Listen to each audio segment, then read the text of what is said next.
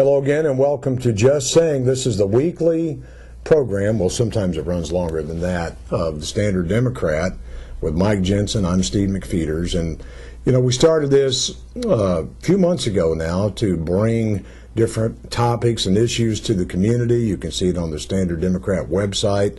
All those programs are archived, and here we are in late July. It's hot, and August Sikeston football is just around the corner. And we have with us today Sikeston head coach Kent Gibbs. Kent, it's really good to have you here. Thank you. Appreciate being here. And I know football is no longer just an August through November thing. It's pretty much year-round with the kids now, isn't it? It certainly is, and that's probably one of the biggest changes over the 30-something years that I've been coaching is, you see the kids as soon as school's out in the weight room. You now have 25 days, as all the other sports do. You have 25 days to get practices in with your kids besides the weight room. So, when you add all those days up, there's not a lot of time off for kids or coaches as far as that goes, particularly when those kids are maybe basketball players or baseball players. So it's a busy time. It's also fun. Keeps kids in doing something positive, and so we're excited. We're excited about starting football and right here. Right now. It keeps them in shape too year-round, which is healthier. Certainly, and particularly because now so many kids, we're in the age of the computer and text messaging and things like that. So a lot of the kids are doing those things during the day instead of getting out and doing some of the things that maybe kids did years ago. So the off-season stuff and participating in basketball, football, whatever it may be, it is a good thing for the kids. Well, you know that the community is very excited about the football team, the basketball team, the sports teams, period. Last year and the year before made it to the Final Four. Certainly. 13-1. I think the Bulldog tradition is back. Everybody's happy about it, but I think the people that I talk to, Coach, are really thrilled about how we're winning and what the kids are doing, and they're picking up some leadership skills somewhere. So how do you and the coaches approach it with the kids, with your expectations? Because it seems to me like they're responding. The thing about the football end of things, obviously we're all selfish in our motives of trying to win games, and we want to do that because there's nothing wrong with winning games. No. So we want to do that, but certainly we feel like that some of the things that we can instill in those kids to help them down the road are more important than just winning football games. And we talk to them about leadership, the fact that being a leader is doing the things the way they're supposed to be done, whether Coach Gibbs or one of the other coaches is harping on them to do that. And we're hoping that some of the things that we instill or try to instill in the kids will carry over into the school day, into the classroom, at home after school, and then certainly on the weekends when kids have a lot of free times on their hands and they sometimes wander in the wrong direction. So we're hoping that some of the things that we talk to them about, particularly leadership and commitment, those kind of things will carry over long term. And I noticed you and the coaches give the seniors, the upperclassmen, responsibility and to work with the younger kids. How does that work? We had that talk today, matter of fact, at a hot practice, and you get tired, and some of the like we say, you have to take care of the little things along the way, because if you don't take care of the little things, when the big things do get there, we'll have too many other obstacles in the way. We won't be able to overcome them. So it's one of those things, like today, for instance, when we're not quite getting done what we need to get done. And basically, like I told the seniors, hey fellas, this is your team. This is a tradition that your teammates before you started. Now it's up to you to help them by teaching our younger kids the right way of doing things. Whether it's just saying, "Come on, we need to go," or hustle back, whatever it may be. And we go that route. We go the route of making sure the locker room floor is clean when they leave, and that's one of those deals. If the locker room's not clean the way it needs to be cleaned, then certainly we'll give the seniors a chance to make sure it is the next day, and then if not, we may have some opportunities for improvement, so to speak. And it's one of those things where if you constantly give those kids those expectations and talk to them about it, we feel like that they pick that up and they're more than willing to help us. Well, what chance I've had to interact with the coaches just as an interested citizen, the thing I noticed, I think, right away, the difference. This is before you were 13-1. Mm-hmm. Now, when you're 13-1 2 years in a row and you go Final Four, people go, "Yay, team! I'm behind you." You bet. But before that, some of the businesses in town sponsor breakfast, which we have, and I noticed the kids at the end of the breakfast were coming by and saying, "Thank you for the breakfast." And I thought, well, that's not that they hadn't done it before, but they were doing it in large numbers. And then you go to the game, and the play's over, and the ball rolls over here, and one of our kids is getting it and handing it back to the official. And you notice the behavior as a team when they come to the field, when they leave the field, then you have to conclude there's something positive going on here, and I guess it's just setting standards. Is it that simple? You know, we do talk a lot, all the coaches, not just myself, we talk a lot about, you know, there's only two ways to do things. You do them the right way or you do them the wrong way.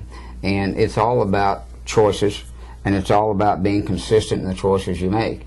And again, in our way of looking at the world, if you take care of little things along the way, those little things start adding up, and now it's, well, it's not so much what does coach want me to do, but what am I supposed to do? How should I react to this situation? And again, you know, the game of football, the game of basketball, it's competition. Sometimes not friendly, but it's competition, and it is what it is. But at the same time, my belief is and particularly in today's world, it gives them something else to hang their hat on, whether it's learning how to be a good teammate, whether it's learning how to work hard in trying times, whether it's learning how to not give up in trying times. All those kind of things are things that you and I face every day. True. In our everyday life. And so for us, it's reminding them on a continual basis about those, as I said, those little things that will carry over, such as you're talking about, well, what does that mean when you hand the ball back to the official? Well, that just means, hey, you know what, that's pretty nice. There's been people that noticed that and said, you know, that's pretty good sportsmanship on their part to do those kind of things. So certainly those are the kind of things that we want to do. Those are the kind of things that we want our program to be noted for. And I think it is, and I think it's carried over to the other programs. I know watching the Bulldog basketball team 30-0 and win a state championship, that was just a phenomenal experience. And if memory serves me correct, you were at a lot of those games. I certainly try and go to as much of those, many of those as I can. It's important to support the kids, but it's, you know, it's a fun time. It's a fun. I'm a fan too, and sure. And it's fun to see Coach Hollifield, Coach James work, and it's fun to see the kids work, and it's fun to be around those kids after the game, and a lot of fun to be around kids and watch them grow, watch them compete, and, you know, watch them have fun while they're doing it. One thing, a question a lot of people have, it's kind of a curriculum, it's not complicated, but the little things matter. Mm-hmm. You could put that into a book almost. But don't you see some improvements in grades with some of the kids if they're paying attention to little things? You know, we feel like we have, and we've done some things to help in that regard, but we feel like the overall attitude of being a football player has improved with each year, and certainly we hope it continues to improve every year. This past year we had 3 academic all-state young men on the football team. You know, we did not have a lot of grade issues with our kids, and Coach McGill takes care of our friendly reminders and checklists and things of kids and making sure they're making the grades. And last year we were able to start a tutoring program in late spring. We're hoping that tutoring program carries over and gets a little bit bigger and better, as they say, whatever that may mean. But you know, that's a priority for us, grades. Again, we want those young men to have an opportunity to go on if they choose to go on in college. Well, you know, you got to have the grades to be able to do that, as you well know. That's correct. Another thing we'd like to see those young men be is, if they're not college material, we want them to come back to the community and work in important jobs and be productive members of the Saxon community. So certainly those are the things we talk about a lot. And we want to, you know, as a community, let those young men know and women know about career opportunities that are here. There are more than you can think of. I can think, you know, even in banking and other things, other industries we have here, there are a lot of jobs if you can get the education for it. And then with the employers, it may just be a special skill set that you need. Certainly. And so those are all things that are going to benefit the community. Some may not choose to move back here right away, but someday they may want to come home. Absolutely, absolutely. The one thing I was curious about, you've seen our YMCA facility. I've noticed as a citizen and a user of the Y, that is a real melting pot, but I think that has helped our community relations and probably our athletic programs too. You know, we have kids that, absolutely, we have kids that not only go up there and participate in the many things that they have, whether it's basketball, the swimming, the weight room, whatever. We also have people that work there. So in our estimation of things, you know, it's kind of a twofold. From a physical standpoint, you bet, but also from a standpoint of providing jobs that are willing to work around, again, from our selfish point of view, football player schedules, and give them a chance to make some extra money but still be at practice and do the things they do. So certainly we feel the folks at the Y, as I call it, have helped us. We've held meetings there concerning the football program in particular, and our tutoring sessions and those kind of things. So certainly we're glad to have them. 2011 is here upon us. Now we're going to talk about football. Okay. Gateway Tech, I think, is the first game. You're coming off 2 13-1 seasons. What do you do for an encore? Get better like I tell the kids, we need to get better every day, every play, and we've approached that way, or we've approached things that way since I've been here, from 2-8, 5-5 to the 2 13-1s, and our deal is every day, every play, get a little bit better. And you do that through hard. You know, there's not a lot of secrets. I wish if I had some secrets, I'd be a rich man, I'm sure. But hard work does a lot of things. And as we say, winning isn't easy. And the work that they put in and the success they have is all related to each other, so to speak. So, you know, it's just one of those things where we want to get better every day, and we feel like that if we get better every day, we'll have a chance to be competitive, and we'll have a chance to have a good football program, a good football team. If we don't work, just as in life, if you're not going to work and you're not going to be willing to do some of those things that would get you ahead in life, then that's exactly what you're going to get out of it. I was looking at the schedule. Looks like it's Perryville, Cape, Farmington in the district. Is that correct? Right? Correct. You got Cape and Farmington here. Last year you had to go there, right? That's correct. That is correct. Most of us will not forget that first or second, but the first Cape Sikeston meeting, 10,000 fans or so. That was really something. And I noticed something curious.